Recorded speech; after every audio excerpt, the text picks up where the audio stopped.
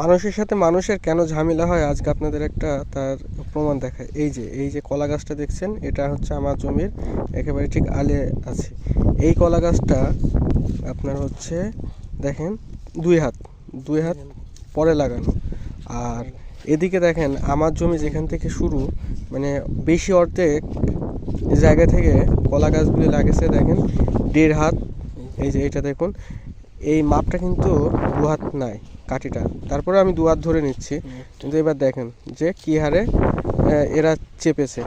এখন এই জিনিসটা কিন্তু আমি আগেই ওনাদের বলেছিলাম যে হচ্ছে আপনারা কলা গাছ লাগিয়েছেন 2 হাত ফেলে রাখেন, কিন্তু এই যে দেখেন 1 হাত পুরো পরিমাণও এখানে ফেলা নেই।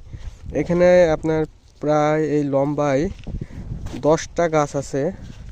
10টা গাছই মনে করেন যে একেবারে আমার আইলের পাশে।